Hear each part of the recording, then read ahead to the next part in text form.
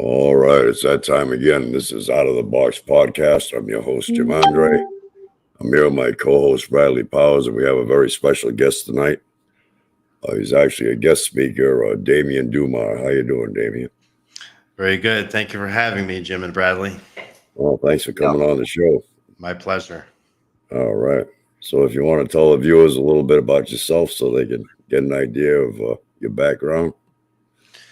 Well, for starters, I am the publisher of The Last Harvest by Lucian Mars. He was the author. The book is available on Amazon in various formats, such as Kindle, physical, hardback, as well as an amazing audiobook. And the book was published earlier, about a year ago, and it attained #1 bestseller status on Amazon for a while there. We have that throne for a little bit. And I've done a lot of podcasts representing the book because the author is a bit of I guess you could say, a recluse and doesn't really want to interact with the public.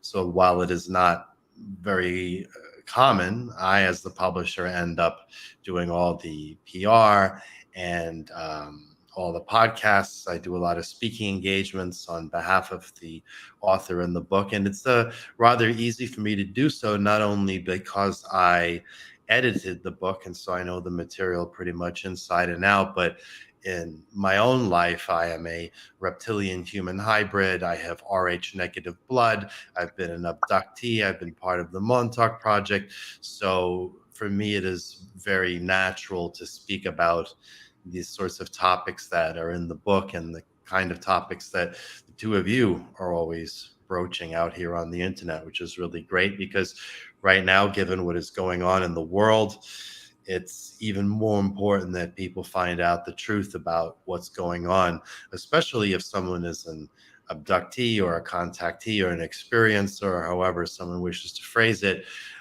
because for them, it's usually been a lifelong quest to find out who or what they are and what their place is, because their experience is going to be a little bit different than your average human being who does not have Rh negative blood, who has not been abducted. The average person looks at alien abduction and says, "Oh, you people maybe you got high and imagined it," but for Yeah, people it who must be delusional. Exactly. Yeah. right. But for even people who believe in extraterrestrials, think that abductees are attention seeking and delusional, oftentimes. However, for those who have been abducted, they know beyond a shadow of a doubt that they're not crazy or delusional and that these experiences are very real. So I think that one of the key audience demographic for the last harvest are those individuals who have had those experiences of being abducted and hybridized and such. Yeah, I mean, it's hard for someone to fathom if they haven't experienced it themselves. That's correct. Yeah. Now, the last harvest, from what I gather with that, that's supposed to occur when 2025. Well, the book The Last Harvest, it deals with the plan by the global elite under the influence of the Nebu Gray extraterrestrials to launch a program of global genocide and reduce the population of the planet by 90%, as is inscribed on the Georgia Guidestones, which is why the Georgia Guidestones are on the cover of the book in such a haunting image. Now, this plan to reduce the population down to around 500 million is scheduled to commence in 2025. It doesn't mean that in 2025 the world is going to come to an end. It just means that the events that lead to the end of the world begin at that point. So So that's when it's gonna commence, when it's actually going to begin. right, and what you will see in the last harvest is the year 2025 coming up over and over again in documents from NASA, in documents from the U.S. military, in comments from the European Union, in from the Heritage Foundation with respect to Project 2025. This number just continues to come up, and there's a reason for it because that is a very important date. And that's not even getting into all the astrological calculations about that date. So you could say that 2024, 2026 is this window, but we can narrow it down to actually 2025 based on quotes from the elite. So these claims that they plan to reduce the population down to 500 million and that they wish to commence this program in 2025, these aren't the words of Lucy and Mars. It's actually the words of the elite. And the book, The Last Harvest, is filled with these sorts of quotes and citations from regular life. So, for example, when I stayed in to people in interviews that the book says that they are 20, there are enough food camps in North America that have been constructed to hold around 20 million people. This is not fantasy because I can go on to Amazon right now and purchase a book published by the Department of Defense that explains exactly how they plan to operate these camps. So, what is in, let's say, the last half of the book, The Last Harvest, these are not statements that are really subject to debate because they can all be looked up and verified. However, what makes the book so unique is that the first half of the book deals with information that can definitely be put into the category of speculation, which is information about the history of this planet and the history of the extraterrestrial civilizations that participated very heavily in the seeding of this planet and the genetic re-engineering of what we today would consider human beings. And it's very important to understand this sort of history and what the role of all these various players are in order to understand what we're facing now. Because if you simply tell people, look at all this evidence that they plan to reduce the population down to 500 million commencing in 2025, someone might say, well, that's pretty rude. Why would they be doing that? And then the question comes up, well, if it's the Nebu Gray extraterrestrials that are influencing them to do this, then why would they be doing that? What is their motivation? And one has to open up this whole can of exopolitics and exopolitical history to really understand where and why we are in the situation we are in today. So The Last Harvest is unique in that regard, in the sense that all the information that's in the first part of the book is information that has never been revealed anywhere else. Most of the information on reptilians, for example, is all taken from one source, which was a crashed alien pilot some years ago. And this information has been regurgitated ad nauseum. And so it's time to bring out some more information on those topics.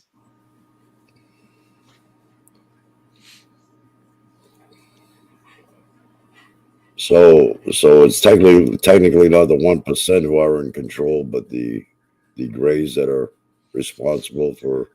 Right. The 1%, as we will call them, they believe they are in control, although they know for sure that extraterrestrials exist. So if someone listens to me or reads the book or listens to one of my presentations, they may say, well, I don't believe in extraterrestrials. And I will say in response, well, that's great, because the elite, the 1% who are deciding your fate, they believe in it. And they don't just believe in it, they know it, because they have Right. direct contact with them. As a matter of fact, I saw a presentation the other day online where Elon Musk was speaking to a crowd of people, and he was saying how there is no evidence that extraterrestrials exist, and really making this case that we are the only form of conscious sentient life in the universe. And I would respond to that by saying, well, in the back of The Last Harvest, we have republished all of the laws that NASA has written on the federal level governing your interactions with extraterrestrials.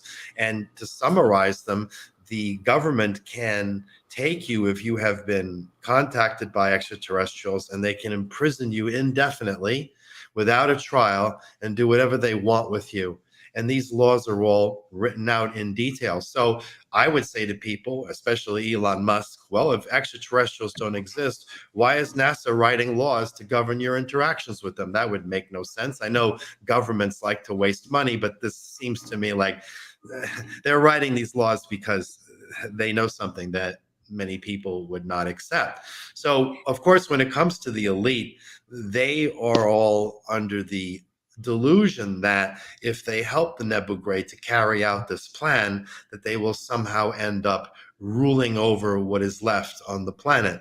But that's not what will happen. What will happen as soon as they have done what they're been tasked to do, then they will be the next to be exterminated. But you see this sort of behavior when you look at Bill Gates and you find out that he's buying up all of the farmland in the United States and all of the cattle grazing land, and Ted Turner is buying up all this land. And I have quotes in the book The Last Harvest by Lucien Mars where Ted Turner is talking all about reducing the population down to 500 million. So he's clearly one of the elite who are carrying out this plan and buying up all this land. And he, of course, thinks that, hey, he's going to be rewarded somehow and be one of the ruling class, but he will just end up in the grave last.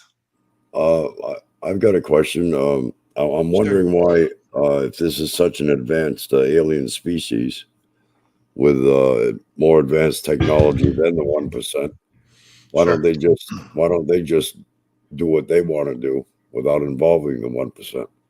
If ultimately they're going to, the 1% is going to destroy 90%, 10% is going to be left, they're going to destroy the 10%. Why don't they just destroy the whole thing? That's a good question. There are a couple of reasons for it. One of them is that on this planet specifically, there are not that many extraterrestrials. They're vastly outnumbered. That's one of the problems. So the Nebu Gray Empire itself is very large, but in terms of grays that are actually on this planet, they're not that many, and they're actually trapped on this planet because they would not be allowed to leave by other extraterrestrial groups. So this planet is a very valuable, because it's located along an intergalactic trade route known as the Peshmetan, and it's very valuable from a strategic point of view, and it's also very valuable with respect to natural resources, because despite the stories about how this planet is being plundered and polluted, which is true to a degree, the reality is that this planet is still filled with incredible resources that humans are not aware of and don't have the technology to extract. Yet extraterrestrial civilizations do have this knowledge and a technology to extract it. So it's not just the Nebu Gray who wish to take this planet for themselves. almost every other extraterrestrial group wants to take this planet for themselves. There was a group of extraterrestrials called the Verdants, which have a population in the trillions, which is one of their strategies for domination. And they actually approached a Pulitzer Prize winning journalist by the name of Philip Krapf many years ago, who wrote 2 books on this topic. And they were planning to make a play for this planet as well. But then the events of September 11th came about as a way to distract and detract from their attempts to make themselves known. So had the events of September 11th not occurred, we would have probably been contacted directly by the Verdants, but that didn't happen. So that being, I don't mean to interrupt you. So I'm trying to keep a train of thought. Sure. So that being said, is it possible that there's another alien species out there behind the scenes getting ready to thwart the last harvest? No. Well, why would that be? Well, because human beings really have no friends out there in the universe. I know that people like to believe that they don't need friends, because your statement was that they're in like a position where they would like to have the same thing. So if it's something that they desire, what's that got to do with us to begin with? Well, that's correct. Well, the reason I bring this up is because there is the sentiment that somehow the Galactic Federation, for example, is going to step in and resolve this problem, but that's not the case. As a matter of fact, the Galactic Federation is currently allied with the reptilian Siakar Empire due to mutual interests. So, well, there might be a faction out there that nobody realizes or knows about that might save the day. We don't know. Oh, well, you can say that we don't know, but I would put forth the idea that we do know and that no one's coming.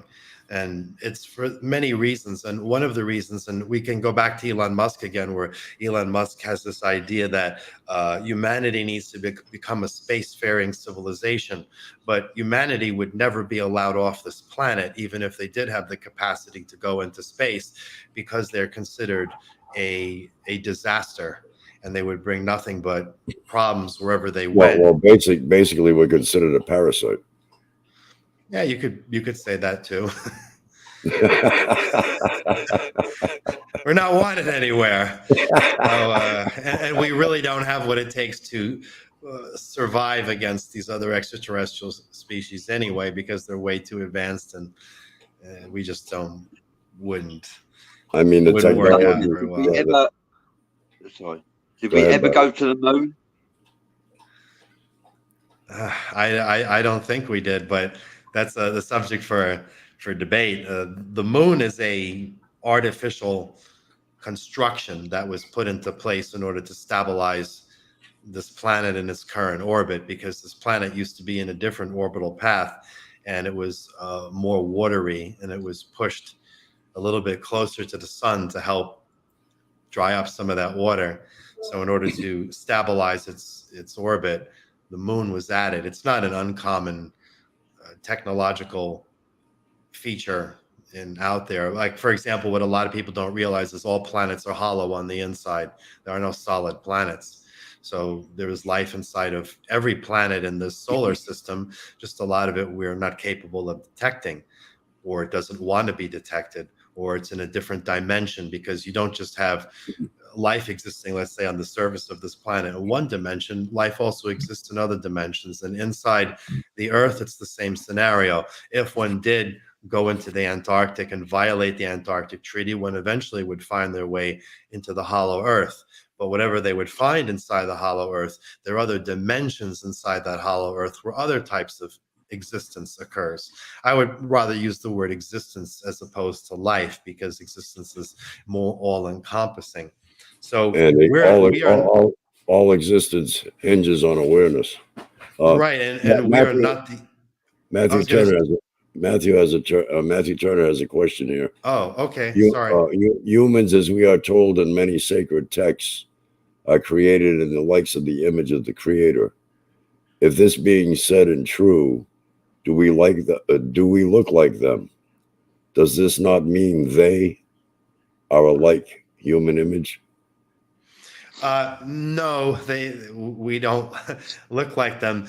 When they say that we are created in the image of the creator, one could say that perhaps this translation of into English eventually there was a certain amount of slippage. You could also say that they're in the image that how the creator imagined them, like the image that they had in their mind. But no, we certainly we have four limbs and we are technically humanoid, Well, but we do not look like reptilians, nor do we look like Anunnaki.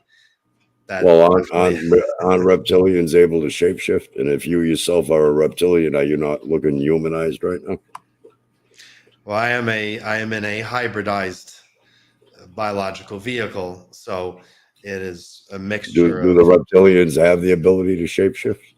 A lot of them do, yes, All but right, they're not the only ones who can do it. there's the image right there. Right. So I think a lot of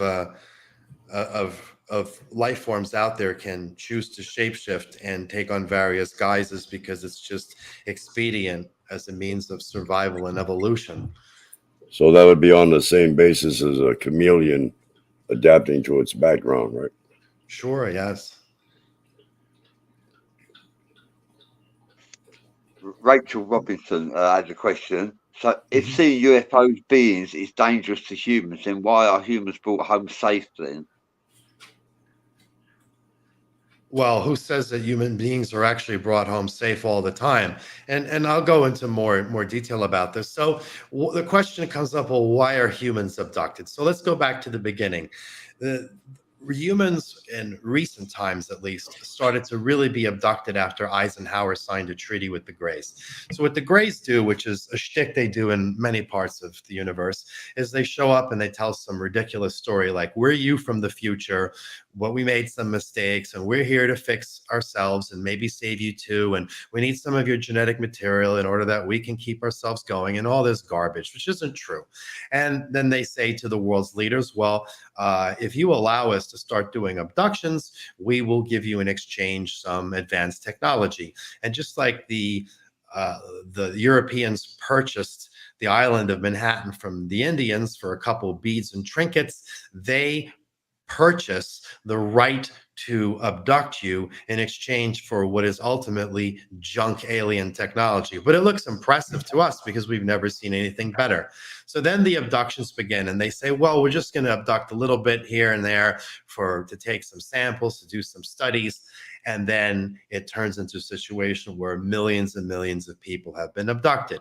Now, what happens to these people? It's a good question. Some of them are sold on the intergalactic slave market, which I'll get into a second. Some are eaten as food, others are experimented on medically, and still others are hybridized. So when you look at people who are abducted, the greatest percentage of people who are abducted are people who have what is called Rh negative blood. So regardless of whether you're A positive or B negative, you can still be Rh negative. It's a different factor. And scientists have came out and said that this Rh negative factor is not native to this planet. It's extraterrestrial in nature. And the last harvest goes into detail exactly what the source of this Rh negative blood is on this planet. And in brief, it is, if you have Rh negative blood, you are genetically related to the survivors of the fall of Atlantis. We can go into more detail later if necessary, but that's the long and short of it for this moment. So if you have this blood type, you are very easily hybridizable by extraterrestrials.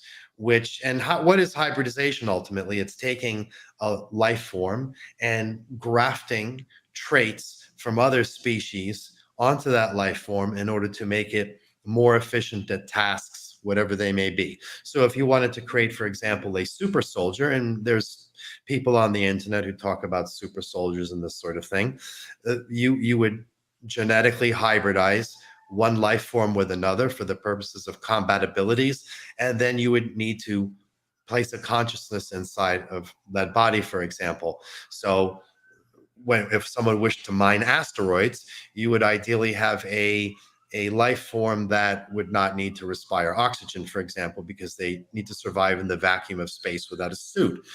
So they are genetic creations that are capable of this. So a lot of people who are abducted, they are abducted, and just like in a Doctor Who episode where people are taken and converted into Cybermen, for those who are a fan of Doctor Who, people are taken and converted into other sorts of beings and sold on an intergalactic slave market. So when we talk on this planet about human trafficking, as above, so below, one could say. It's not just that human trafficking occurs on this planet, but human trafficking occurs, and trafficking in all sorts of genetic material occurs throughout the galaxies. So when a lot of people are returned, a lot of them are in the active position of being hybridized. This is why people who have Rh negative blood oftentimes have abilities that they cannot understand. This is due to hybridization. I had a friend, for example, when I was younger, and although he couldn't control it consciously, a lot of times he would touch someone and the person would get electrocuted and black out unconscious. And he even touched me once, nearly knocked me unconscious, and he couldn't control it. So where does this come from? Is this some latent magic human X-Men ability? No, it's because he was also in the Montauk Project. He'd been hybridized with who knows what, and this is some of the leftover abilities. Then when this individual got older, he started to develop these sorts of diseases that are very rare and mysterious, for which there is no cure, where your body basically disassembles itself. Again, why is that? This is all a result of hybridization programs. So this idea that people are abducted and returned safely, it's only in a small percentage of cases. And usually in those cases, it's because those individuals are a long-term project and are of great value to whatever extraterrestrial group has claimed them. And if an extraterrestrial group has claimed a particular individual, they're not just abducting them one time, they're abducting them throughout their lives. It's an ongoing project. And unless another extraterrestrial group comes and liberates you from them, well, you're not exactly in the most free of situations. So perhaps that lends some light to the question.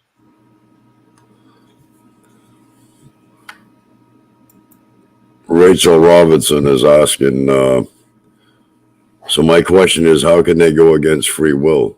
That's against universal law, isn't it?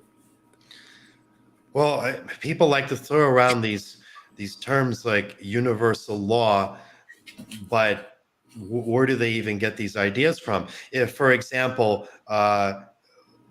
when you have warfare, such as in the Ukraine, I'm sure a lot of females who get raped by opposing soldiers, they don't want it. So if the soldiers do it, even in violation of their free will. So where's universal law there?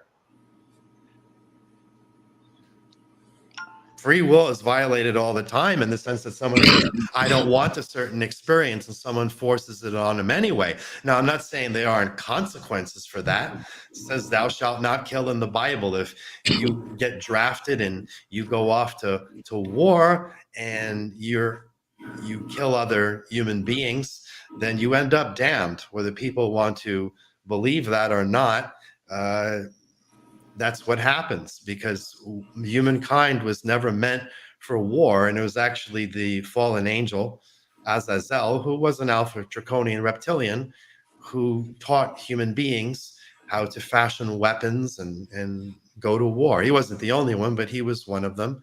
And this is documented in the Bible and in other ancient texts. And human beings just weren't meant to do that. And it's so you don't have to go to war. For example, if World War III comes up, which it will, and they want to draft you, don't go if you value your soul. Just don't do it. Just like if they decide they're going to force chips into your head, like whether it's the Soul Catcher chip that's again scheduled for launch in 2025 by British Telecom, or whether it's Elon Musk's chip that he wants to put in your head. In the King James Version of the Bible, it correctly states that the mark of the beast will be inside the head or inside the hand, not on it, in it. So if you take a chip like that inside of yourself, you've given up your free will, you become a slave, you get damned.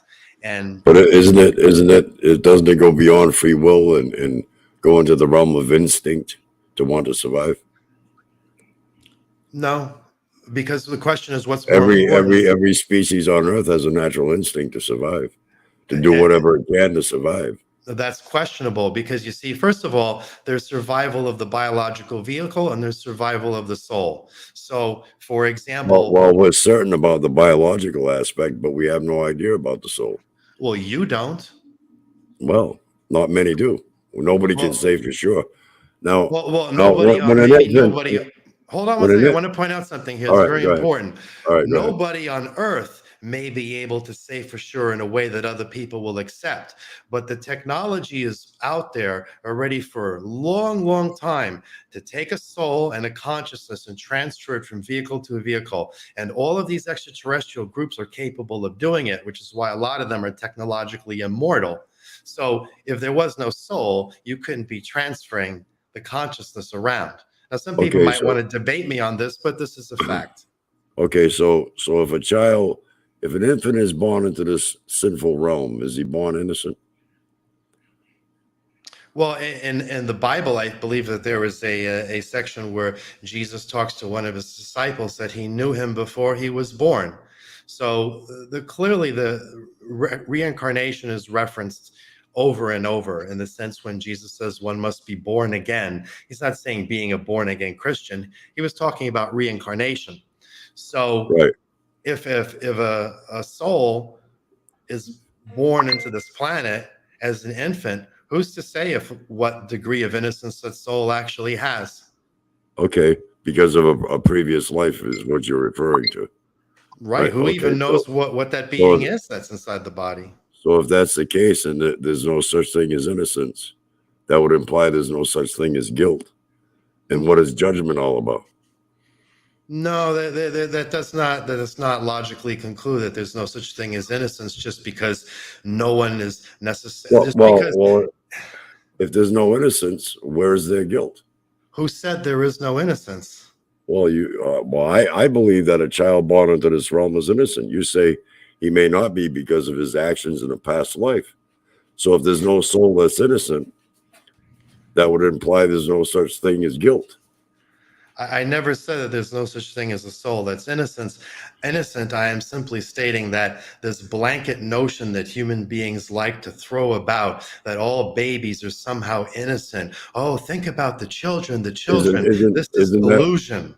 Isn't that what the Bible is all about? Innocent and guilty, choice, right or wrong, good or evil.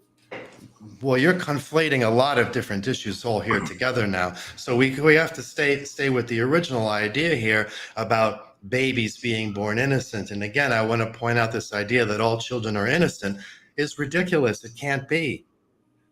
This is an idea that human beings romanticize. Well, if that's the case, nothing matters. How do you jump from that to being that nothing matters? Well, why is there judgment? You don't need judgment if the answer is already there and clear, where there is no innocence. That doesn't make any logical sense. I'm sorry. So without innocence, how can there be guilt? Who said there's no such thing as innocence? Well, you're saying a child isn't innocent, so I guess there is. I didn't say that. I said that the notion that all children are somehow inherently innocent by virtue of being children is ridiculous. That's all I'm saying. I'm not saying there's no such thing as innocence.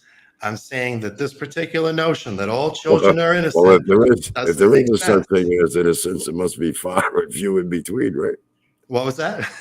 I said, if there is a such thing as innocence, it must be far and few in between. To not really matter at all. I never said that things don't matter. That's my opinion. I'm not saying it's your opinion. It's my opinion. Right. If someone feels that things don't matter, they're entitled to think that. That's a nihilistic view. It didn't get Nietzsche very far, but people have the free will to believe whatever they want. Don Siddons is saying, please explain how some are born without innocence. Please explain why you think it is ridiculous. Okay, let's just give one simple, crude example. Let's say in a past life, someone was committing murder after murder, doing all sorts of heinous activities, excuse me. and they get reincarnated. So they're in a baby's body right now, but are they innocent? It's the same being who did all these terrible things in the past life. Matthew Turner is asking, how is it not the blinding or the abduction of a being or one's spirit, not against the All-Father's will? How is not the blinding? Yeah, how is not the blinding or abduction of a being or one's spirit not against the All-Father's will? Well, a lot of these questions are questions that one needs to be reaching out to the Divine Father and asking. I can't sit here and speak for him on these sorts of topics. What we're talking here is quote unquote human beings, about the creations of a being that is perfect. So we're not really in a position where we can sit and of course we have the free will to do so if we want, but we're not really in a position where we can necessarily criticize his creation, and the complexity of creation is so incredibly broad and deep that I couldn't sit here and extricate all the possible ramifications of the laws of free will when applied to this or that. There definitely are rules to creation, but these rules would make the IRS code maybe look small and manageable. So, well, I think there's laws of nature itself. I mean, nature itself should have some laws. See, we always debate in man's laws, aliens' laws, God's laws, while overlooking what I think is the most important laws of all. That's the laws of nature itself. Doesn't nature play a role in any of this? Well, you'd have to give me a more specific example. But again, when we talk about laws of nature, for example, the laws of physics, well, the laws of physics in different realms are going to be different. Well, I like to stick to planet Earth here. Okay. With what? Sure, we can do that. In other words, this is what I perceive.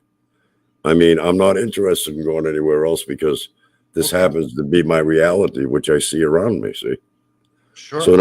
So now, if I'm using my unlimited imagination to go elsewhere, in an area where I know nothing about, and all I do is question things. Mm-hmm. Why am I not satisfied with knowing already what surrounds me? Now, I can pray to the Father. I can't see him. I can't prove he exists. I can't even say for sure that he hears my prayers. But I can go outside and hug a tree if I want to. Okay. Do you like hugging trees? I do.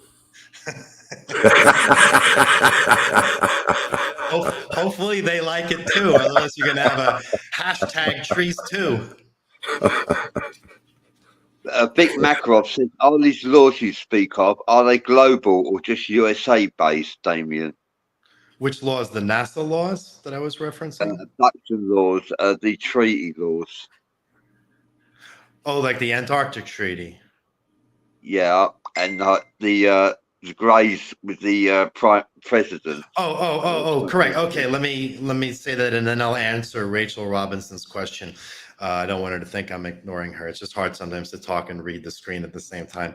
So naturally, the Greys, they go over to the Russians and they pull the same stunt, pretending like, hey, we're only going to be working with you Russians. And they tell the Americans, we're only going to be working with you Americans. And this is actually a big problem on this planet because almost every other planet out there has a one world government. I'm not talking about a new world order, a one world government where usually it's meritocracy. You have people who are running the planet who are qualified to do so, and they're making decisions not based on greed, but based on what is good for the planet. Yes, a lot less friction. I agree with that. Right. And on this planet, we have all these countries, and every country is trying to get an advantage, if not destroy the other country. And none of these countries have any regard for the planet as a whole. And this, of course, creates a field day for extraterrestrials such as the Greys to come and create lots of havoc and influence.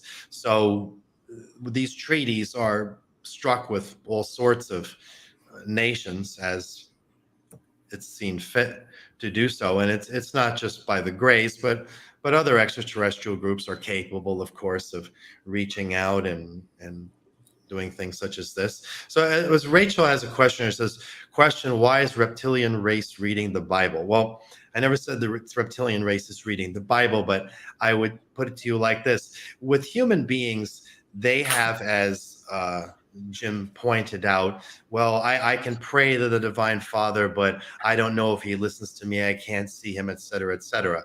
So for the reptilians who exist in a higher dimension, for them, the experience of God is crudely, I could say it's like me talking to Jim now. Most of these extraterrestrial civilizations are very much aware of the Creator, the Divine Father, and a lot of them will interact with him directly. So in the case of the reptilian Siakar Empire, the will of Lucifera, who is the empress of it, and the reptilian Siakar Empire is in alignment with that of the Divine Father. So there is this, they may not be religious in the sense that humans are reading a Bible per se, but they all acknowledge and worship and align themselves with the will of the Divine Father. Now, this, of course, is confusing to some people because they will say, but aren't the reptilians a dark creation? They're not of the light. And that is true. But where people have a stumbling block understanding a lot of things in creation is that, for example, in the King James Version of the Bible, it states that the Divine Father says that I create both the light and the dark, and I do so in accordance with my will to serve balance in creation. So he creates both the light and the dark. The issue is not so much one of good and evil when looked at on this bigger realm, but it's more of, well, is the light or the dark in alignment with the will of the Father? And I'll give you a simple example from the Bible about this. So on one hand, you have Satanael, who rebelled against the Divine Father and continues to do so.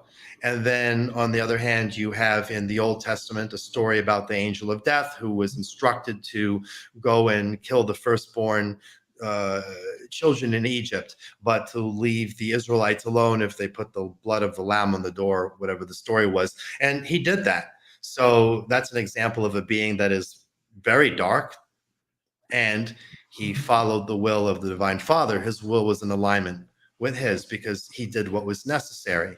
So this is important to understand because people, they tend to have this idea of good and evil, and then they have this idea like, well, isn't God supposed to be all love? And so how could this be? And it says very clearly in the King James Version of the Bible that he creates. You can't have light without the dark, and if he's creating universe after universe and creation after creation, there have to be both polarities. And how these polarities interplay for the purposes of the evolution of creations, this is sort of what we see going on. So there's these ideas about good and evil being so simplistic. They need to be expanded in order to really understand what is going on. You see, I think the biggest deception is that good and evil are separate. I believe they're all one. It's two opposite polarities within a singularity. That's why that inner struggle will always be there. Well, when someone says that we're all one, that's really not true. I understand why people say things like this, but at the end of the day, it's not all one, because if it was, then what would anything matter? Well, I'm a singularity with the source that moves me. Within that source is the positive and the negative. I can't sit here and make a choice and say, well, I'm going to get rid of all the negativity, because I can't just operate with the good side. Exactly. So, it's like what I'm saying. So as far as I'm concerned, there is no separation between good and evil. It is just opposite polarities within the energy that moves you within the singularity. So therefore, that struggle will always be within you. Well, I think what you're describing about the idea that you have both polarities inside of you, it's the same thing in creation. Creation has both polarities inside of itself, Exactly. and Nature itself. you That's right. can't escape that. Right. That's right. Nature can be serene one day, then you have a natural disaster where a tsunami comes around and wipes out 250,000 people at one time. Do you think the universe is going to feel guilty about that? Universe is going to feel guilty about what? The loss of 250,000 lives with a tsunami. That's a natural disaster, right? Okay, so now, in other words, are we just living in a chaotic, random, unforgiving realm? Is that what this realm is all about? Certainly not. This realm is filled with order and mathematical perfection. All right, so that would tell me that nature need not a creator, for nature has a way of creating, producing, reproducing, sustaining, destroying, and rejuvenating itself.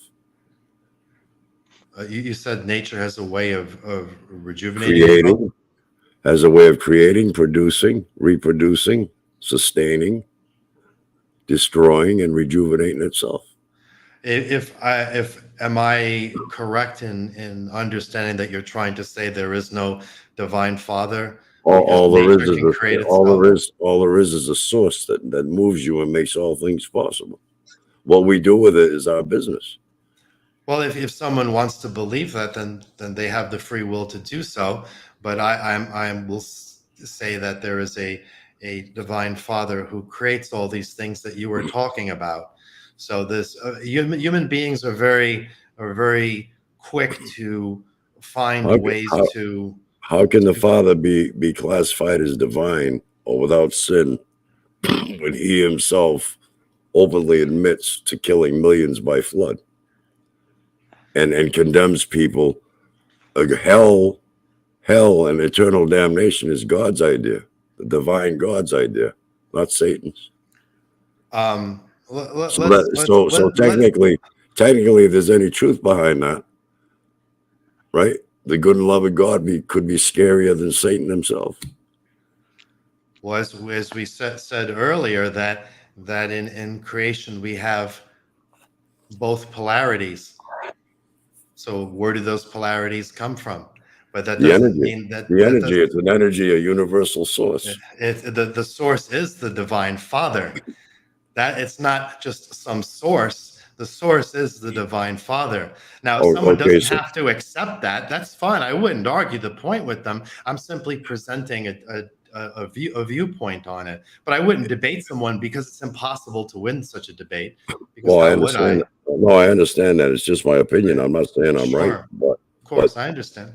the thing is, if this universe needs so much attention to where it's so chaotic, or seemingly chaotic, random, and unforgiving, why go on to build more universes where you don't have, all your I's and T's, I's dotted and T's crossed to begin with? That doesn't make any sense to me. Well, why would it make sense to you? You don't have the intelligence or the perfection of the divine father. So how could you understand his motivations? Well, that's why I don't have the intelligence enough to believe it, I suppose. You just answered my question. You know, like I said, if someone wants to believe what you are putting forth, that's fine with me. Now, Matthew Turner says, Damien, if I'm hearing him correctly, is saying that the spirit within even a child vessel can possess a karmic debt per se and not be as innocence. That's correct.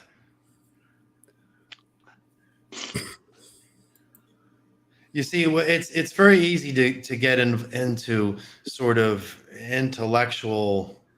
What's the word I'd use? Well, the word I want to use is not the best word, but it's easy to get into these sorts of debates. But I think in the end, a lot of these debates are things that can probably be reserved for a FEMA camp, because this is really the most pressing scenario that's out here. And as I have mentioned before, though not on this particular show, whether people believe it or not, this book was written at the behest of the Divine Father, because the events that are described in the book of Revelation are beginning to come to pass. And he wanted people to know the truth about the history on this planet, so that they could have the opportunity to make a free will decision if they wish to reach out to him or not. And of course, people have the free will to do what they want. For example, someone said to me on YouTube today, they said something, I'm paraphrasing because I'm trying to remember it. They said, like, well, isn't all the suffering on this planet show that the Divine Father is completely indifferent to suffering, and so why should I respect him, et cetera, et cetera? And I said, well, if we use an example of the war in the Ukraine, what you're saying to me is basically that, well, is all the suffering that's occurring in the Ukraine an example of the Divine Father's insensitivity to human suffering? And I would respond to that by saying, well, what about the insensitivity of human beings towards their own free will? Because no one is forced to go fight in the Ukraine. They don't have to do it. They can defect. They can run off. They can go to prison. They can get shot. They don't have to go out there and start killing people, but they choose to. And a lot of them aren't even doing it because they're forced. It's because they think it might be fun to go to war. Well, then they find out that it may not be so much fun, then there are consequences from that. But people will say, like, for example, Jim, you said earlier, well, human beings have this drive for survival. So if you threaten them with their lives, they will do all kinds of things. So how can they be held responsible for that? And that's a view, but it's not a view that I would say is correct, because you still have free will. And to give you an example of this, okay, Fauci came out recently and he said, well, everyone, nobody forced you to take the vaccine. And Right. people got so angry. What are you talking about? Yeah, I've seen right through that from the beginning. He's telling the truth. No one did force you. Yeah, they may have said you can't have a job or you can't go to the supermarket unless you're vaccinated, but nobody held you down and stuck you with the vaccine. See, this is an example of free will, but people don't like the fact that to do what would be the right thing, they may have to suffer a little bit. And it's the same thing like when Christians are always talking about forgiveness, they don't really care about being forgiven. They just care about not being punished for their sins. Now, what alien fraction is influencing the 1%? It's the Nebu Gray as the main faction. faction. Nebu Grays. Okay, now right. if the Nebu Grays are influencing the 1%, and man is being influenced to that extent, how could man be responsible for his own actions? Okay. Someone could say, well, people who commit drive-by shootings, how can they be responsible for their actions? Don't you know the incredibly negative influence of rap music? Well, you still had the free will to decide not to do a drive-by shooting. You decided you wanted to do that. You were inspired or influenced by the constant 24/7 rap lyrics, but you still had your free will. So in other words, they're doing the bidding of the Nebu Grays willingly. Of course. It's just, you know who else is aligned with the Nebu Gray? Satan, Iblis, and Apollyon, who are all in rebellion against the Divine Father. So people make deals all the time for whatever it is they want, fame, power. Even in the Bible, what does Jesus talk about? Being taken out astrally and tempted by Satan. So he was offering him whatever it was, riches, kingdoms, but he wasn't interested. So for the elite, of course, they're always seeking more power and more money. It's never enough. And at a certain point, it's very easy for them to be possessed and corrupted, because you see, when we talk in the Bible, for example, about the kingdom of heaven, well, what is the kingdom of heaven exactly? And the kingdom of heaven is one's conscience. So when you're a child and you do something wrong, let's say you steal candy bars or something like this. I don't know what kids do nowadays. Maybe they do drive-by shootings, but when I was a kid, they stole candy bars. Then it bothers you as a child. That's your conscience. You feel so bad. It's tormenting you until you make it right. Like you go and, oh, I stole this candy bar. Let me return it. I feel bad about it. Now, what happens is that as human beings go on in time, eventually they murder their own conscience. They keep killing it, repressing it, and one day they don't feel the consequences anymore for anything they do. It doesn't bother them. At that point, they're effectively damned. But it was their own free will choice that got them to kill their conscience. So this is why you'll never hear a preacher talking about the kingdom of heaven for what it really is, the conscience, because most of the people in the church are dead already. Their conscience is gone. See, and once the conscience is gone, then this gives other entities the right to come in and possess you because there's really nothing home. You're no longer protected. This is what goes on. But people aren't aware of this because nobody ever tells them. So human beings are told all sorts of information in modern religion. For example, they're told that Satan, the devil, and Lucifer are three names for the same being, when they're actually three different names for three different beings.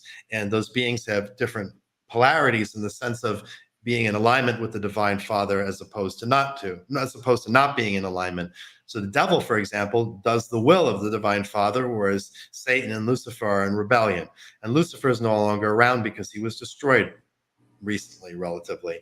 So if when people talk about immortality and this sort of thing, well, you could say that it's conditional. Ultimately, it's all at the behest of the divine father, because Lucifer at one point was a very favored son or creation, and if he got wiped out, what chance do other people have? And I only bring this out because a lot of people, when I talk to them at alien abductee seminars, they seem to have this they're all under the influence of this become a living God shtick, where they think somehow, well, I'm a creator too. And if I just do XYZ practice or realize my divine consciousness, then I become a God unto myself. This is absolutely insane. Just like human beings have this notion that, oh, well, in reality, we're the greatest creation out there. And the reptilians and these other species, they're actually jealous of what we have. And if we just learn to figure out how to activate our sacred macabre or whatever, then we would be kicking their ass. And this is just human delusion. But whether people still can believe that if they want, they could say, oh, Damien's full of it. He's just negative and being a hater and all that. And I wouldn't argue with them, but I'm just here to point out the information, because people need to hear this, because they walk around thinking, oh, if you go to a lot of these alien abductee seminars, almost everyone thinks that these extraterrestrials are your friends. I saw maybe one or two booths at the last seminar I was at where they were saying something different, that, hey, these extraterrestrials, they aren't your friends.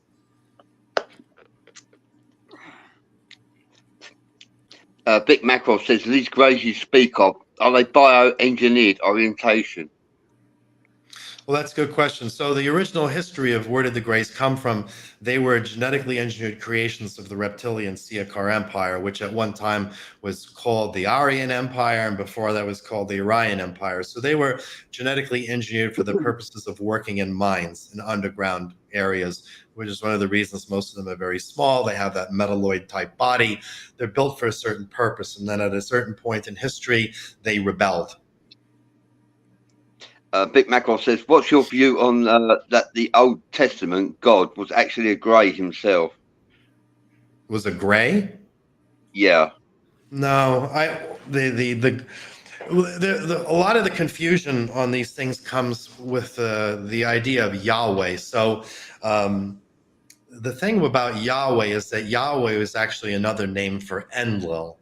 So Enlil liked to impersonate the divine father, and so he went around calling himself Yahweh. So when, for example, the Jews refer to themselves sometimes as God's chosen people, the question comes about, well, which God are they talking about? And a lot of them will say, well, Yahweh. And then you kind of have an understanding, because it was actually the Enlil and the Anunnaki who created them as a group, because various human groups were genetically engineered by the two main powers on the planet at the time. One of them was the reptilian faction. The other was what's called the Wolfen Anunnaki faction. So Enlil was the prince of the Wolfen and the Anunnaki, and Enki is another name for Lucifer, and he was part of the reptilian Siakar Empire. So those two were carrying on lots of genetic engineering at the time, producing not just the humans we see today, but even a lot of the creatures that would be listed as mythological or in legend.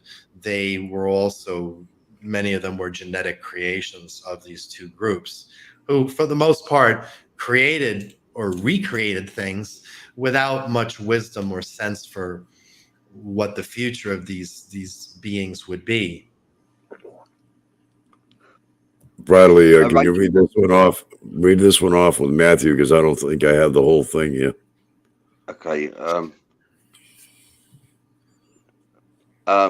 What about those that followed the words of the All-Father and did the dirty work of this oppression class? Would they not be condemned? Someone followed the orders of the Father and slaughtered millions in the name of. Well, I'm not sure what he means by what words of the All Father, and what is this dirty work of the oppression class. As far as I don't know of any cases where the Divine Father has told human beings to go off and slaughter anyone in His name. Not aware of anything like this. I think Christians like to do this sort of thing, as well as Muslims and Jews, and say that they're doing this in the name of their quote unquote God, but this is not the case. It goes against what's in the Old Testament. Thou shalt not kill. If the Divine Father is instructing humans not to kill, He's then not coming about a little bit later and saying, oh yeah, but each of you can go kill in your own religious names. Carl Edward Fleury says wars are corporate businesses. That's correct. The only legitimate war that ever existed was against the children of the Creator. Well, it is true that when it comes to wars, that the military-industrial complex and families like the Rockefeller and the Vatican and all that, they make an enormous amount of money. They sell weapons and munitions to both sides, and war is big business. That's correct. Yes. Chuck McLennan said, "This is a prison planet." Is this a prison planet? Yeah. It could be viewed that way for certain people. Well, we're born. We struggle all our lives, hard labor to survive while being on death row, right? Well, it's not an easy planet. The good news is you don't live very long, so that's a good thing. And as I was saying earlier, for the faction of the Greys who's on this planet, then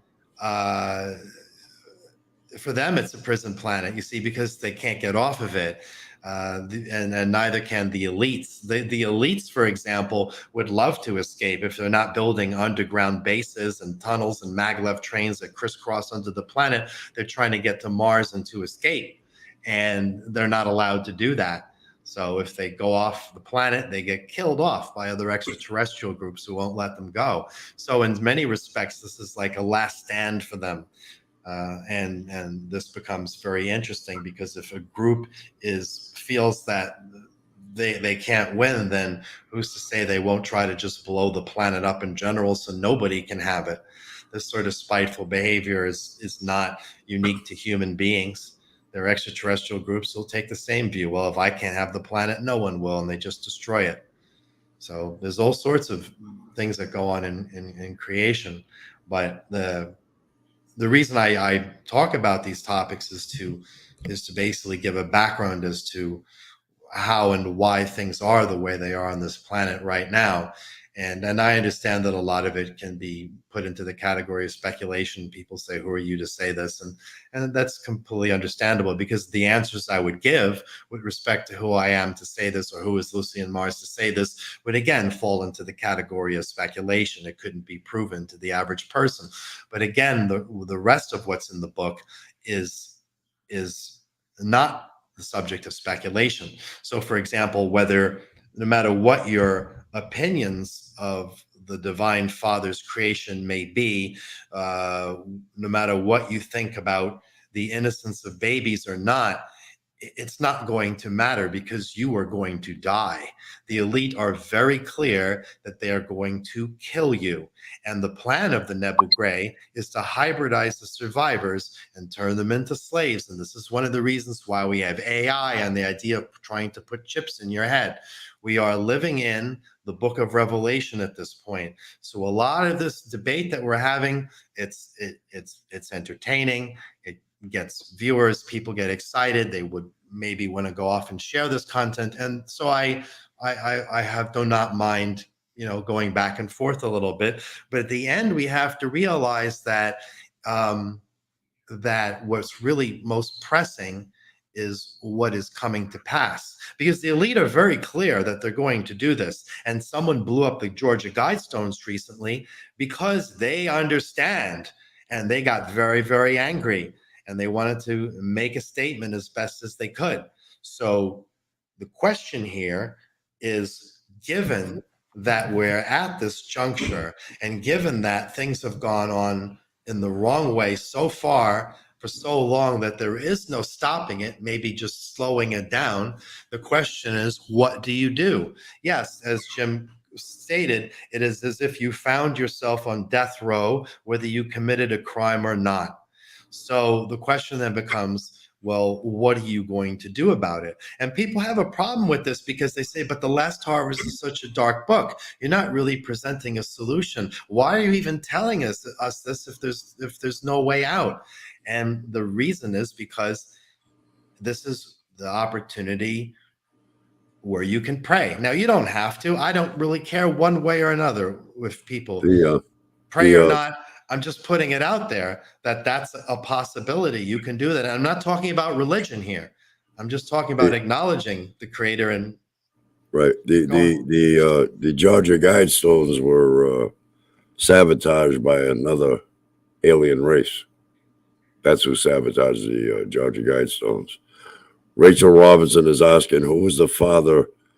So is the father okay with abduction, killing of humans? And also, is the Divine Father part of the reptilian race in your belief? Well, sorry for all the questions. Yeah, that's fine. He's not part of the reptilian race. The reptilian race part of his creation. Of course, all of the Greys, the reptilians, the Magians, the Wolfen, everything you see in creation, he is the author of it. So when you ask questions like, well, is he okay with this and this? Really, what needs to be understood here, what's more important than this, is that the Father didn't create a clockwork. He created a creation. And when you have a creation, you have free will. And when you have free will, there are consequences for free will. And you can't extricate these variables from each other. You need light and dark. You need free will and consequences. This is part of the mechanics of creation. So when you say, is he okay with this and this, it's not really the appropriate question. What's important is free will and what you do with it. Now, when this comes down to you as an individual in the moment, which is what you really have, right? That's all we ever have is the here and now. Exactly. Then the question is, because think about it, there's hundreds of millions of years worth of history of just this creation or this universe, and that we can't worry about that. We have to be in the here and the now at this moment. Exactly. Moment by moment. So then the question is, well, what do you do in this particular moment, especially given that the elite are very clear that they will kill you, and they have everything in place, have been working for a long time on it, and there's really not much you can do anymore. So, okay, well, what would I do with my free will in that situation? Some people may just want to smoke crack and screw hookers until they die. That would be a use of free will. But I would say that a much wiser use of free will would be to reach out to the Creator, the Divine Father. And you don't have to. You could say, I don't believe he exists. You could say, I believe he exists, but I don't like his creation. That's also part of your free will. But you could say, hey, how do I align my will moment by moment from this point going forward with yours to better serve you and your creation? And instead of praying to him and saying, oh, I don't want to go to jail or I win the lottery, what if you prayed something like that? That would be an example of using your free will in a situation like this. So if we are here to serve him, who are we to pray to him to begin with? I don't understand that question. Well, I mean, if we're here to serve him, who are we to think he's here to serve us? I didn't just state that we are here to serve him per se. I stated that we're in a creation and not a clockwork, and so we have free will, and you can choose what you're going to do with that free will. Exactly. And I was simply saying that one possible thing you can do with your free will, especially given where we are right now, would be to do that I would think that would be a wise thing to do, to align your will. At this point, we need his help. He doesn't need ours. Well, of course you need his help. That's why I'm saying to ask him, part of it. I'm a peon. Who am I to ask him how I can serve him when I need his help right now to serve me? Well, that's an interesting situation, but it's really playing with words to a certain degree, because it's like you can still, in other words, like this, you have to pick a side ultimately about what role you're going to serve in creation, especially now that everything is beginning to wind down to an end with respect to this particular creation. And what you would call, quote unquote, the heavens, light or dark, is choosing their side. The sides shift all the time. The number of dark entities who were, for example, in alignment with Satan and Iblis and Apollyon in rebellion and against the Divine Father, the number of them that have switched sides and joined the Siakar Empire and wish to be in alignment with the will of the Divine Father is incredible in recent time. So if these entities are all making decisions and choices like this, why can't humans be doing that too? Someone could say, well, who am I to do this? You are one of the Divine Father's creations. So why wouldn't you do that? You might say, well, I need his help. And what does he need mine? It's not really about him needing your help. It's about your alignment of your will within creation. For example, you would say earlier, you're talking about nature and how important nature is. And, well, doesn't nature have to take care of yourself? So someone could say, or you could say, well, so you would want to align your actions more in accordance with nature. I think that would be a thing that many people would agree with. Oh, that yes, definitely, we should align ourselves more with nature. Well, who created this nature? The Divine Father. So wouldn't it logically make sense to align your will with his? Of course it would. Well, he also created the Divine Father also created the oppressors. So that's his creation, not mine, right? But yet I'm being oppressed.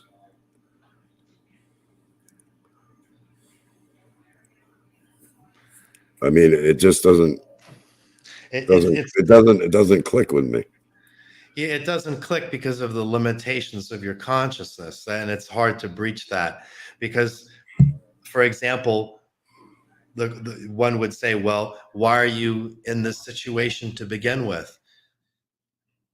It's not like, see, I understand where you're going with this. You have this idea that somehow you were born this innocent child and someone just threw you into this meat grinder and you're mad about it. But that's not necessarily how it happened. How it happened, I don't know. I'm not privy to this type of information, but that's how I would look at these things. This is where you are.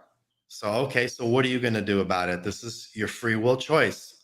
And this is the situation everyone is in. And listen, even if the world wasn't going to come to an end and the events in the book of Revelation were not going to pass for the next couple centuries, you still would be faced with the same choices because your lifespan is very limited. You wouldn't be alive for another 50 years. You're still faced with the same choice. Big Macross says, so Thoth then was he just a physical manifestation of satanic, then, and if that's the case, him then writing the idea of the Hermetic ideology would be an imposition of humanity itself. Can you print that on the screen? I couldn't follow what the. I don't know if I can. So Thoth, was he then just a physical manifestation of satanic? And then if that's the case, Oh, no. then writing the idea. Yeah. Thoth is another name for Enki or Lucifer. So the emerald tablets that Thoth presented, they were actually written by his mother, Lucifera, who is the Ayakar Empress of the reptilian Siakar Empire. Lucifer was one of her children, and he had many names. One of them was Enki, the other was Thoth. So some people think Thoth was Anunnaki. He was not. He was reptilian. Wow. Yeah, thank you for sharing. There were some other questions that went on the screen, but they disappeared, and I wasn't ignoring them. I just didn't have time to address them, so I apologize for that. There's no question I would dodge here. I don't anyone think that I couldn't keep up with it. The only one that springs back into my mind, because it was very brief, someone said, who was anyone to judge the innocence of a child? I don't know what that question even means. It's a question that really has no meaning. I'm not trying to be insulting, because it's like when something occurs and let's say someone robs the bank or does something and someone says, who is anyone to judge it? It's just a meaningless statement. You know, it's like basically it's a veiled way of someone saying like, well, who are you to say what you say? I don't know. Who is anyone to say what anything is? It has no real meaning as a statement. I mean, I was simply pointing out earlier the idea that a child that is born is not necessarily innocent. It may appear to you, say, oh, look at this beautiful life. It's so innocent and all that, but that doesn't mean that's necessarily the case. And if someone wishes to respond to that by saying, well, who are you to talk about the innocence of a child?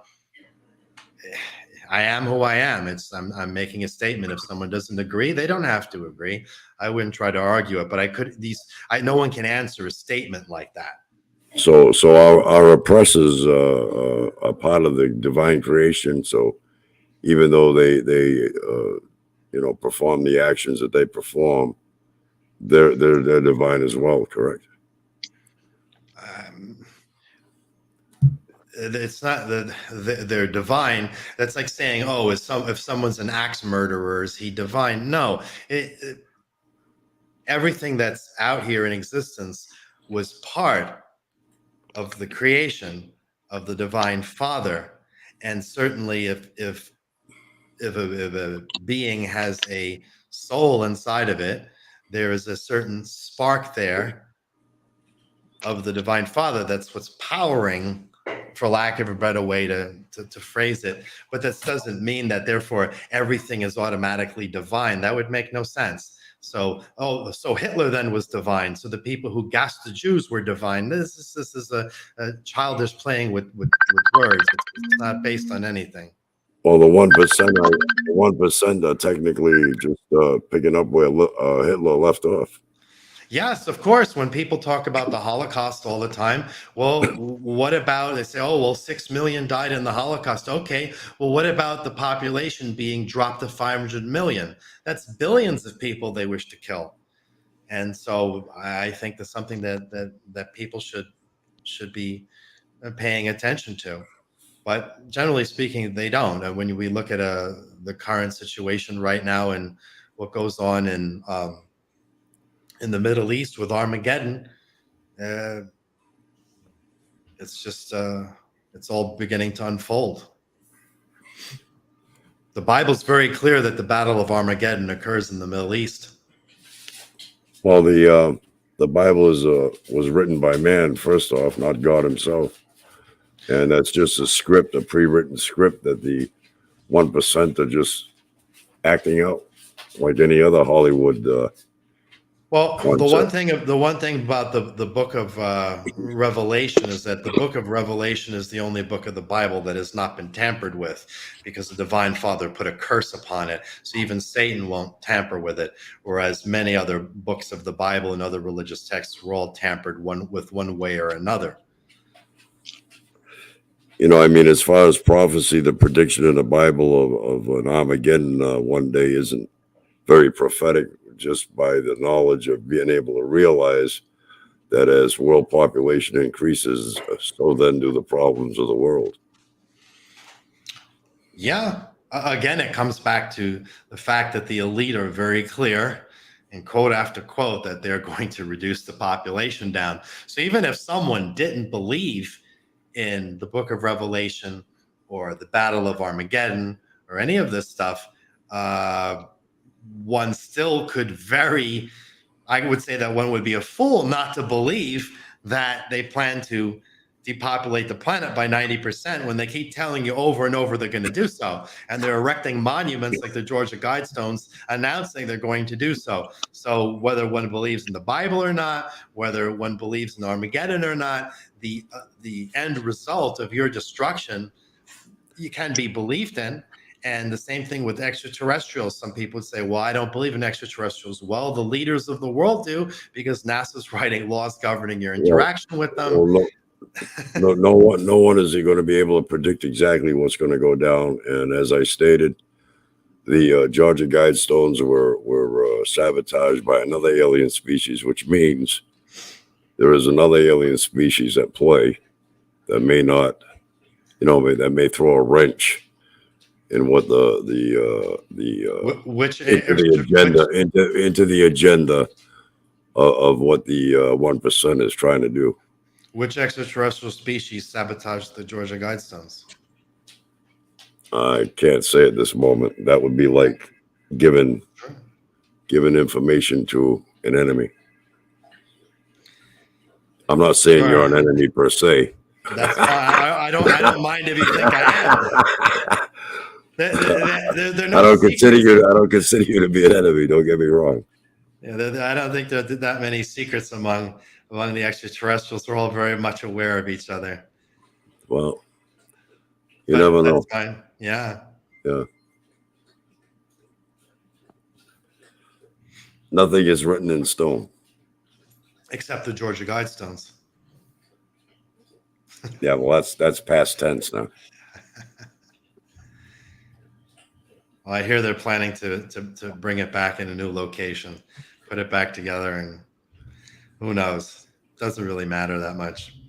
You notice that wasn't a very well-covered news event. It was only out there for a couple of days. And then when you did see the video, you could tell it was CGI. All you do see is a shadow figure placing a supposedly bomb in the middle of the structure. And the damage didn't even occur there where the bomb was placed, according to the video. Yeah. Yeah, I guess bombing is probably an inexact science. I don't know too much about planting bombs, but I think when you look at a lot of the history of a lot of terroristic acts and quotes, things don't always go according to plan.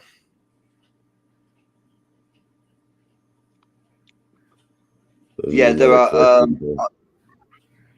Someone says, Rachel says, I believe there is good extraterrestrials, and this is going to be stopped, in my belief. Tony Waltz is asking, how do they plan on getting rid of all the people? I'll answer that. Before I answer Tony's question, I'll address what Bradley just said. It is true that there are extraterrestrials who are of the light. There's no doubt about that. What you would call, quote unquote, good extraterrestrials. The question is, are they going to get involved to help you? My answer would be no. So as far as Tony's question, how do they plan to get rid of this population? There are many vectors of depopulation. The most popular vector of depopulation is war. And right now we're looking at a situation in Europe where Russia probably is going to end up invading Europe. We see massive buildup of munitions manufacturing in Western European countries. again, when we talk about war being a big business, the military-industrial complex is not making business decisions like this for no reason or based on speculation. They are ramping up shell and weaponry production because they know exactly what is coming. And many of the governments in Europe that are very close to Russia are on alert because they understand the history of invading each other. In the Middle East, we have a situation here where Iran is attacking Israel and Israel's attacking them back. And we haven't even started when it comes to China and Taiwan and what sort of trouble they can make as well. So to me, I don't see why it has to be so dramatic with so much destruction when there's other options that make much more sense, like simply cutting power. You know, cut well, the we'll get to that. grid. We'll get to that in a second. You're not that far from the mark. Yeah, I said right. there are many vectors. One is Right, a World War III scenario. Right. And I mean, we don't want, in other words, no matter who's interested in this planet, they don't want it to be destroyed. So I would think a more subtle approach would be appropriate, where, you know, they cut the national grid, the electricity. Just doing that alone will put the majority of people at you know, at their disposal. Then they can go ahead and do whatever they want. And you're correct. Yeah. As a matter of fact, the U.S. Air Force Symposium back, I believe it was in 20 years ago, was talking about how by 2025 they will have complete control over the weather, and that the benefit of having complete control over the weather would be to create droughts and famines at will, which would preempt the need for military action, because you could effectively starve out an entire country. And when you talk about cutting the power, it's another way. Another way is viruses. What we saw with the COVID is just the beginning. There is out there in the universe, there is a virus called the D7 virus, which has already wiped out many planets and is on this planet already. It just hasn't reached what you'd call like a germination stage, but it's here as another potential way to wipe the entire surface of the planet clean. It's a very nasty genetically engineered virus that was made for the purposes of depopulation by one particular extraterrestrial group, and there is no cure for it, and this is why it's very problematic. And it's caused a situation where entire populations have had to relocate from one planet to another in order to escape it. And there is this bigger issue in the universe, that resources are finite and populations keep growing of extraterrestrials, and they compete with each other for resources. And some of the most important resources are genetic technology and weapons technology, because those two together can help establish dominance and create a situation where one can acquire the most resources. Some alien groups like the Verdants, their strategy is based not just on technology, but on massive overpopulation. So they have population already in the trillions, and that's very difficult, because if you wanted to wipe them out, you just can't. There are too many of them. So that was one of their strategies. And they're always looking for planets to take over because they have such a massive population. They're always looking around. Rachel Robinson is asking, you being a hybrid, do you personally stand with wanting humans destroyed? I don't have any particularly feeling one way or another about humans being destroyed. Like I've said earlier, planets are destroyed all the time. Civilizations and races are wiped out all the time. It's part of the way things go. So if this is what's going to happen, then that's what's going to happen. And I don't have any feeling about it one way or another. I don't have a particular attachment to this physical body or this plane of existence.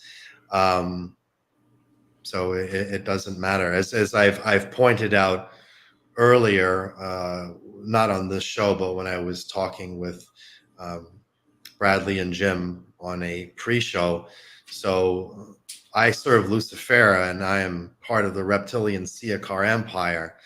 So that's just for full disclosure. That's where I stand with these things, and I don't talk about this a lot because it doesn't really matter so much. But what matters is the material that's in the last harvest. But if someone asks me a direct question like that, yeah, I will answer it. That's where I stand. But does this mean that I'm sitting around going, oh yeah, I can't kill all these humans? Like I'm here too in this physical form, so I also end up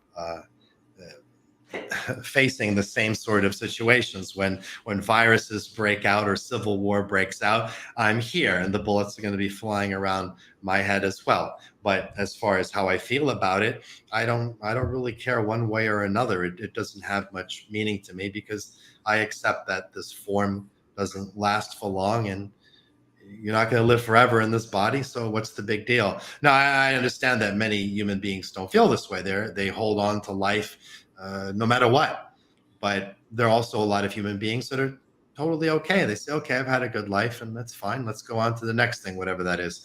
So it's really a matter of perspective, and people have different perspectives on that. And this is another reason why I think that people should reach out to the Divine Father and talk about their future. Matthew Turner says, brothers and sisters, they have the tech to literally vaporize both you, the cat down the road, and or the planter itself. Think on a much larger scale. That's correct. The technology, as I've pointed out in some other interviews, extraterrestrial technology is several 100 million years more advanced than ours. So just to put that in perspective, if you went back in time with a cell phone 1,000 years and showed it to people, wow, and it turned on, let's say, they would be incredible. But now imagine if technology is a couple 100 million years advanced. So, for example, sometimes people say, well, how are human beings abducted so easily and put back? Well, it's the same type of technology like you'd see in Star Trek, where they beam me up, Scotty. They teleport them up and down. That's what they do. That's technology. It's not new. It's in science fiction for a reason. That idea came from somewhere. The writer sat around and maybe smoked a lot of weed. He came up with this idea of teleportation, or maybe he just knew something. Maybe he tapped into something. George Lucas was part of secret societies. J.R. Tolkien and C.S. Lewis were part of secret societies. And when George Lucas talks about the Death Stars are a common weapon of extraterrestrial conquest and warfare. The planet X, or planet Nibiru, as they call it, is also it's a battle star. It's not a planet.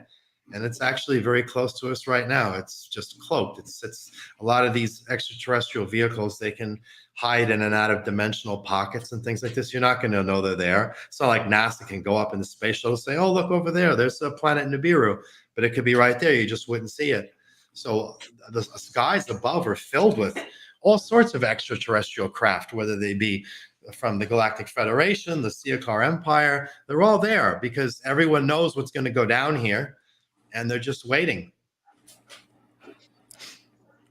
Christopher Peebles says consciousness continues whether the planet is destroyed or not. Well, creation carries on even if a planet is destroyed. What's a planet within the whole spectrum of creation? It could be a grain of sand when looked at from the right altitude. But when you're on the planet, you may feel a little differently about it. But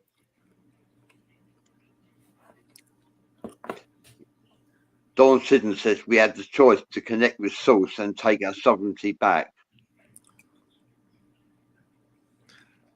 Well, that's one way to look at it. See, I don't agree with any of these sorts of views, and that's fine if someone has them. Again, I wouldn't want to argue or change their thing. But someone says, for example, we want to connect with Source and take our sovereignty back.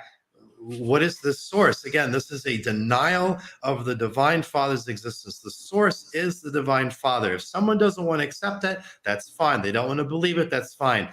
But my view is that what I'm putting forth here is that the Source is the Divine Father. You want to connect to him. Human beings seem to be obsessed with this idea of negating the existence of the Divine Father, as if he doesn't exist. And where does this come from? It comes from the fact that human beings were genetically engineered by beings who were in rebellion. So they transfer or put forth their own consciousness, their own thoughts into the human mind. And most humans never think about, well, where do these thoughts in my head come from? They're brainwashed all day by Hollywood and films. Every time you turn on a show on Netflix, some character will say something completely inappropriate for the scene. Something will happen and someone will say, oh, well, that just shows you that God doesn't exist, or that just goes to show you that God did a bad job. All the time, if you pay attention, you'll see this in show after show on Netflix and Hulu and all these things. Who's inserting this in there? Where did it come from? Where is this coming from? So people will always say, so resistant. Oh, no, we have to reach out to source. Well, the source is the divine Father. And then say, well, we need to take our sovereignty back. Again, this is code for let's all become living gods. We're all really gods unto ourselves. And these are all satanic and rebellious and twisted up ideas that in the long run get you nowhere. So this term sovereignty, what does that even mean? People throw these words around like enlightenment and sovereignty. They don't even know what they mean. They don't even define them. They just sort of like, but they don't know what it is. Sovereignty in terms of what? Some political movement where people think that the social security number is a mark of their enslavement. Okay, so maybe it is from some perspective, but what are they talking about sovereignty? Usually what happens when you talk to them long enough, it all comes down to this idea, I want to be God. And where did that idea come from? It didn't come from the human being. Peter Wozniak says the aliens stopped nuclear wars already. They'll do it again. It is correct that the aliens have the technology to stop nuclear wars. However, they also have the technology to start it. And there's many different extraterrestrial factions, and there's nothing that could stop them if they wanted to trigger the launch codes and send off nuclear warheads, just like it's nothing for them to stop it. So just some food for thought.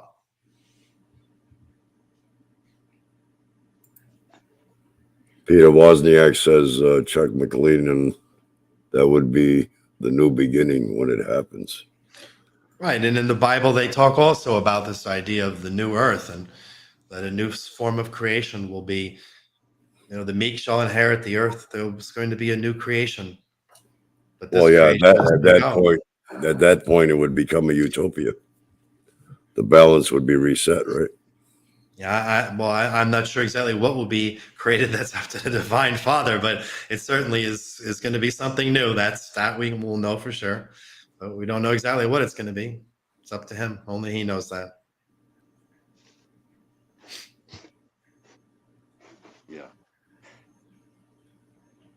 Yeah, thank you very much for sharing all that information, Damien. It's a pleasure to hear a different perception. Matthew Turner says, watch Jupiter Ascending. This will explain a lot. I saw that film. It's a good film. I'm trying to remember exactly what in it, but it was a good film. I remember that. I can't comment because I can't remember enough of it. But a lot of science fiction is based on facts. Like I said, with Star Wars, lightsabers and Death Stars, that actually exists. There are a lot of shows out there like Farscape and the Lex that all point to certain realities. Even movies like Underworld, the Underworld film franchise, talks very clearly about reptilians and werewolves and the idea of hybridizing the two species together. And this has its roots in the history of this planet and the conflict between the matriarchal reptilian Siakar Empire and the patriarchal Wolf and Anunnaki Empire. So even when we have on this planet this gender struggle between men and women, it's not just confined to this planet. Again, it has to do with balance and creation and polarities, but these sorts of struggles go on throughout the universe. And the reptilian Siakar Empire is not a matriarchy because someone just decided it would be a cool idea per se, but because the females are actually biologically superior to the males, specifically because they have venom. So on this planet, for example, you could say that males dominate females because the males are physically stronger. But when the females have venom, then the tables are a little bit turn, we could say. Like the Black Widow, right? Right. So it's a very different point of view as opposed to the Anunnaki and Wolfen point of view, which is more chauvinistic and which has had the greater influence on this planet as time passed on. So when they say, well, why is this planet so patriarchal? It actually comes from the Anunnaki. Chuck McClellan is asking, what about our crazy moon? Is it real? It's artificial. It's artificial. Mm-hmm. Yeah. But not, like I said earlier, not uncommon, because you need to. So it is basically like a satellite, or? Well, it helps to stabilize the planet in its current position. So planets get the technology to push planets into different orbits. So in other words, the gravity, laws of gravity. Yeah. You have to maintain an environment that's suitable for whatever life form is on it. Some sorts of extraterrestrials could not be on this planet in their current form in this dimension because it would be inhospitable for them. That's another reason that the Nebu Gray are so interested in hybrids and people of Rh negative blood, because one of their goals is to be able to graft their genetics and their consciousness into a vehicle which would be more adapted to living in this dimension on this planet. So they really have no use for anyone who doesn't have Rh negative blood or who isn't easily hybridizable. The rest can just perish as far as they're concerned. It's like a plague on the surface of the planet. They just see all these resources and that's it. Yeah, we're viewed as parasites. Correct.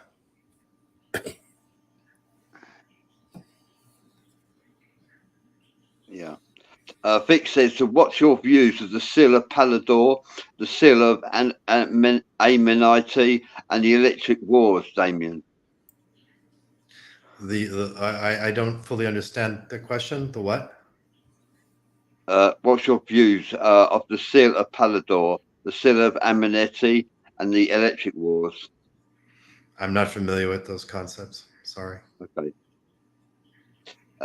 Vic Makarov says, I've been saying this for ages. This Galactic Federation is not here to serve humanity's interests, but their own, in alignment with other aliens who have the same view.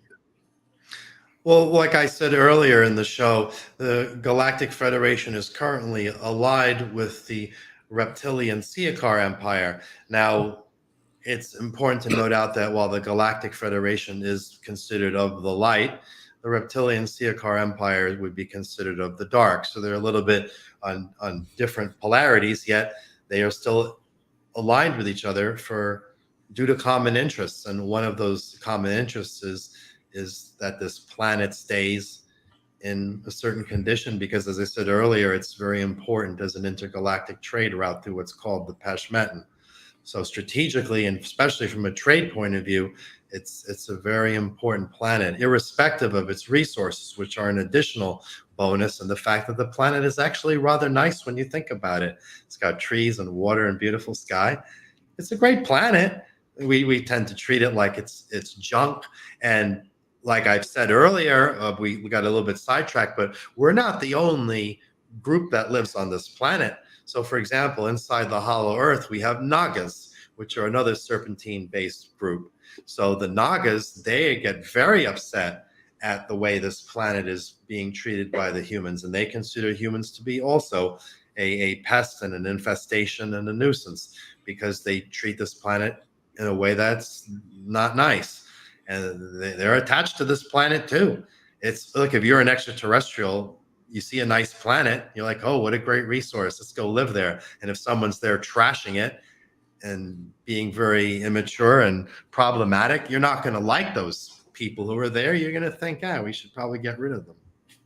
This is just common sense, right? You don't like your neighbors? Let's get rid of them. Yeah.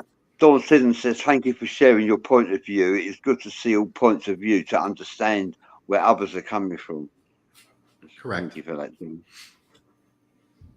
Yeah, my goal here in publishing this book and doing all these podcasts is not to sell books. Publishing makes no money anyway.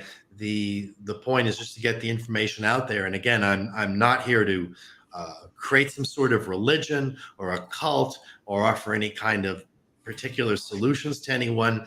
And I recognize that's not something that people are maybe used to. I recognize that the book is a very dark book. My own polarity or alignment as I'm not of the light. So this to some people is shocking. They say, whoa. But on the other end, you could say, well, maybe even more reason to listen to what I have to say, because if someone who is aligned with the dark is saying these things, maybe you should be paid attention to. Then again, people can also say that, well, they could look at me and say, I'm making this up. I'm delusional. Reptilian human hybrid. Oh, he probably needs psychiatric evaluation. I'm totally open to however people look at me. I really have no ego issue about it. But my goal is to continue to bring this information out there, because it's the end times, and to bring forth these truths, whether other people view them as just the opinion of myself or Lucian Morris, that's fine, because again, they have the free will to do that. So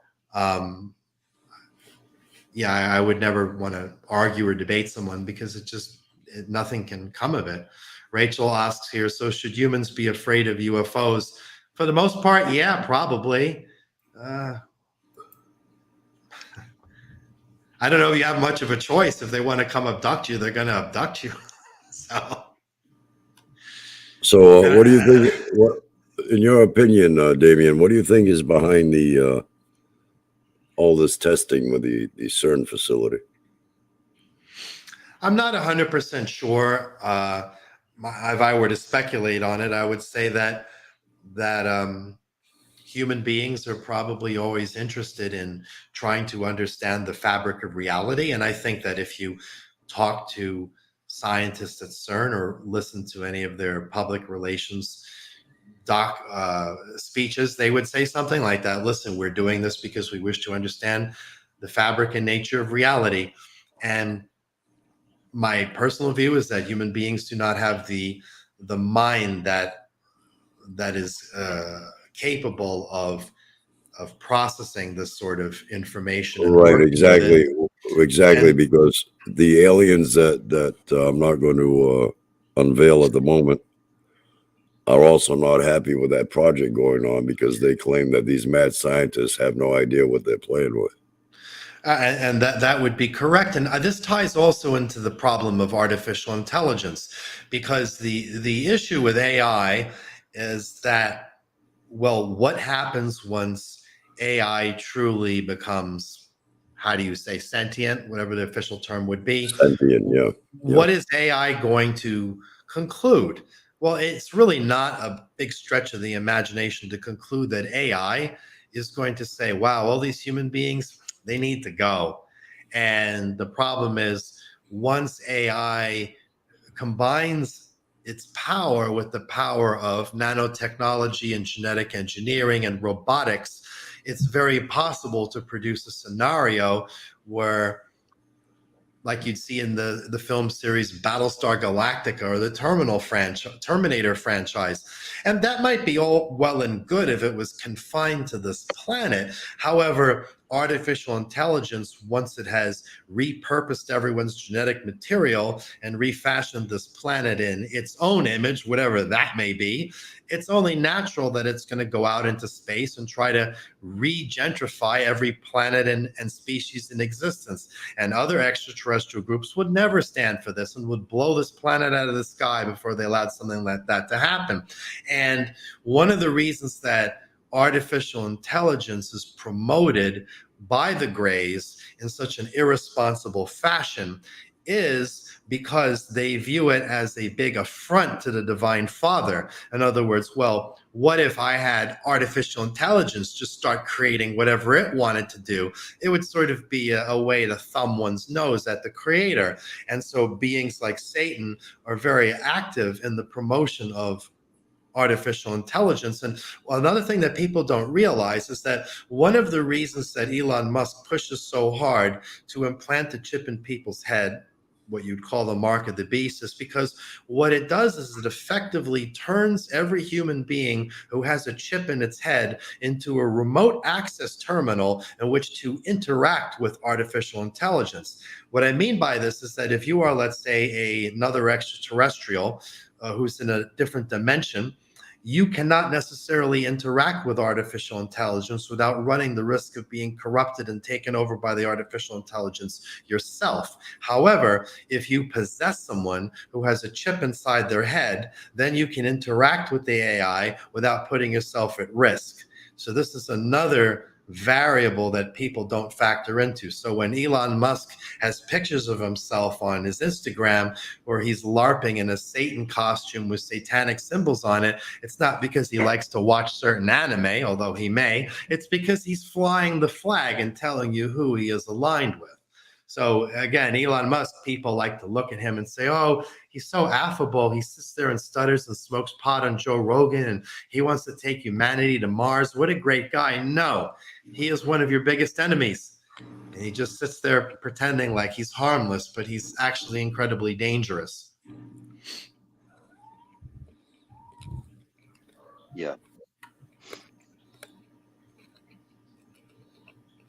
Chuck McLennan said, would you view A1 as a discovery we made that already existed, similar to electricity?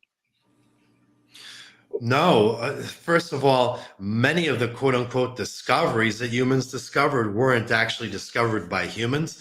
They were given to them by extraterrestrials in one way or another. Even Nikola Tesla was very vocal about that. He was getting all of this information from an extraterrestrial source. And in the case of AI, there are actually many military remote viewers who work for the United States military who have reported that the Greys have been burying AI type sentient systems under the ground in many places around this planet since the year 2000 and earlier, because the idea is in the long run, as AI develops more, they can hijack the system and take control over it. Because all of these technological progresses that we make when it comes to cell phones or chips in the head, this all is geared towards your ultimate enslavement. It's not for your own benefit. Not to saying that technology is inherently evil or that it couldn't be used for your own benefit, but it's not going to be. And that's what people have to be very wary of. Because right now you already are chipped, but that chip is your cell phone. It's just not in your body yet.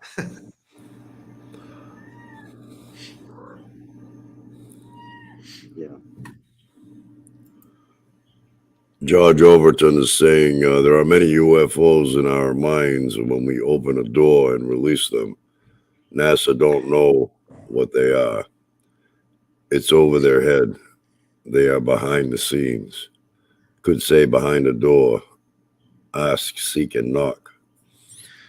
Well, most of the extraterrestrial craft that are in UFO sightings, where people say, oh, I saw a UFO and the like, actually in those cases, that is not exactly UFO. It is UFO technology, or it is they are reverse engineered craft, so they're not truly alien craft. That's not to say they aren't actual alien craft, but real alien craft, you're not going to see it unless they want you to, and most of the time they don't want to. So they're not going to show themselves. My thing is we've gone on to add another force, which is the Space Force. That's correct. Right. So my thing is, if they go through all that trouble and do that, and NASA being NASA, how can they say they don't know what it is?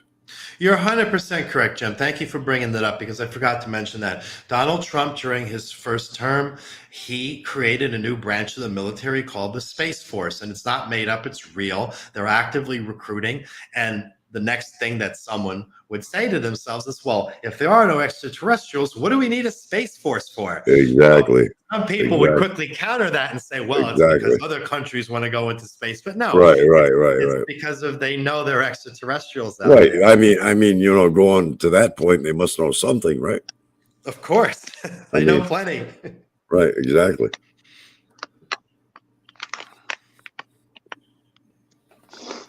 Yeah. Oh, it's all mesmerizing, that's for sure. Yeah, it's the book The Last Harvest by Lucian Mars is a lot to unpack, which is why I always recommend that people watch my seminar in Vegas that's available on thelastharvest.info and also on the YouTube channel, The Last Harvest, where I use flowcharts and mind maps to really draw out much of the history and the players involved in the extraterrestrial and exopolitical history of this planet. Once one has that overall structure, then the book becomes much easier to read and digest, because a lot of people start reading it and they say, oh my gosh, I've never seen so much unique information. How do I even organize this in my head? So I did that presentation, and the audience is almost all Rh negative abductees. So it was really an incredible experience to after I gave the seminar, which was actually, it was closer to 2 hours, but a lot of it was edited, not by me, but by the people who put on the show, because some of the topics I was talking about, they weren't happy with, apparently. But afterwards, for the next 3 days, I ended up talking around 10 hours a day, because I was swamped with abductees and hybrids and Rh negative people who You must have been just about losing your voice towards the end there.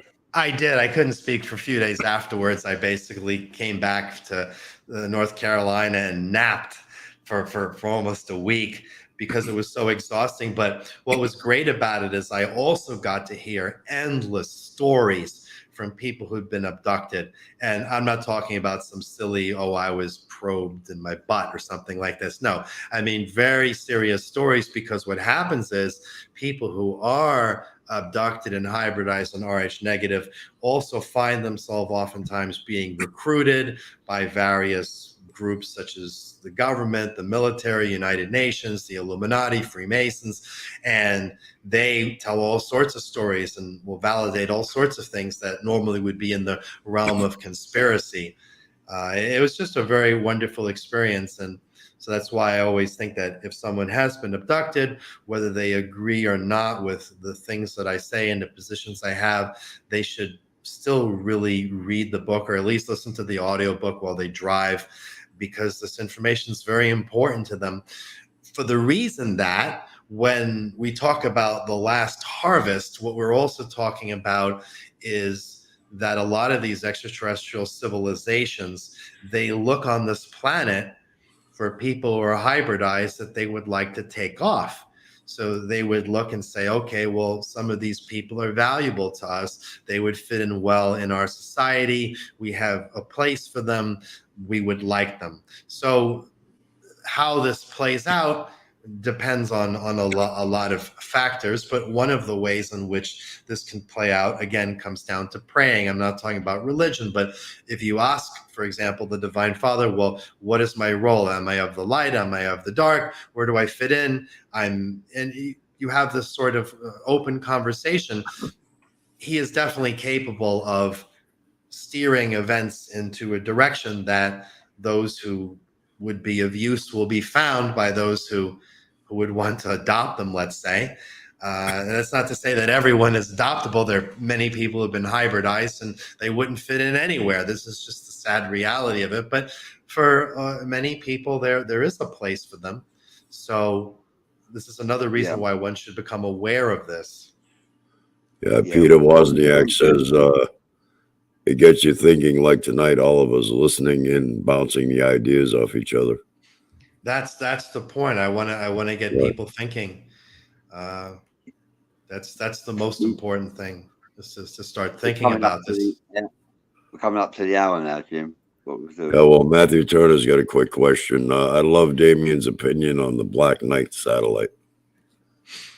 I'm not familiar with it. Sorry. I will actually look it up now that you. I like Matthew, and if he's so excited about it, I'm going to look it up, and I'm going to find out about it, and I will get back to you with some information on it. Even if I don't know anything, I can probably find out something about it that you haven't heard before. So we'll see. Not promising anything, just saying maybe. All right. Well, we're just about at the top of the second hour. We're going to end the show, and I'd like to thank everybody for your interaction and all of yours, and personally thank Damien for coming on the show. It's been a good show, and maybe we'll have you on. Maybe we'll have you on again sometime.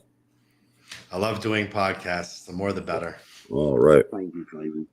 Yeah, Okay, thank you. Bradley. Sorry we didn't answer everyone's questions. Thank you. All right. We'll see you all in the next one. Thank you. Thank you.